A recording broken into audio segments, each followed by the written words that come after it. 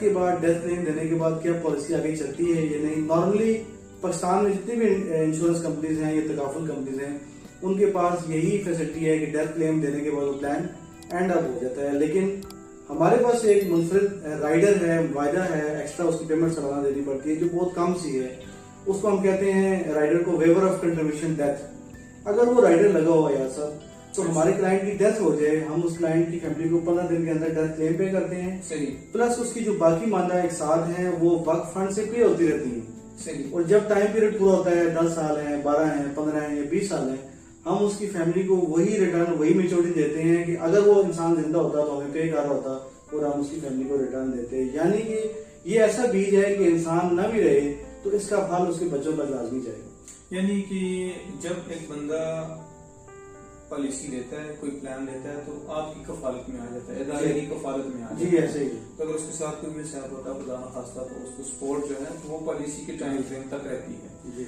अच्छा, इसके अलावा स्टूडेंट्स, क्योंकि यहाँ हमारे यहाँ दो जो इश्यूज हैं, एक बीमारी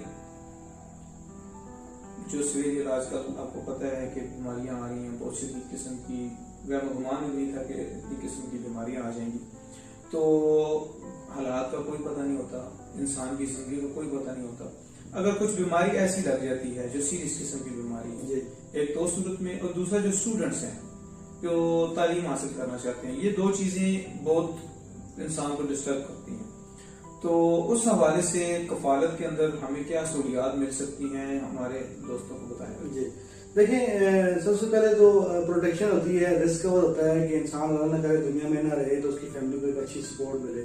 सेकंड वन, यही इंसान ये भी चाहता है कि उसकी फैमिली को या उसे एक ऐसी सहूलत भी मिले कि अल्लाह न करे हमारे किसी क्लाइंट का एक्सीडेंटल कोई हादसा हो जाता है तो हम उसको हम कवरेज देते हैं। अल्हम्दुलिल्लाह हमारे पास राइडर्स मौजूद हैं।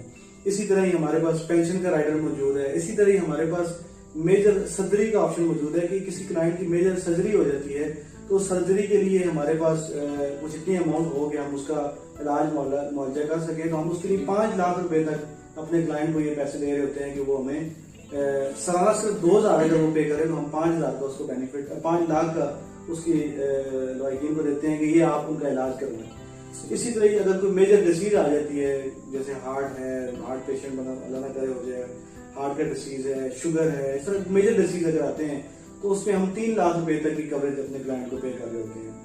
तो ये हमारे मुख्तलिफ राइडर्स हैं जो हम क्लाइंट को जब प्लान डिस्कस कर रहे होते हैं तो उसकी जरूरत के मुताबिक उसको शेयर करते हैं कि अगर वो हमसे ये राइडर लेना चाहें तो वो ले सकते हैं। अच्छा, इसमें जो पैकेजेस हैं या प्लान हैं, एज के हिसाब से वैरी करते हैं, जो रिटर्न ऑफ उसकी इन्वेस्टमेंट होता है, रिटर्न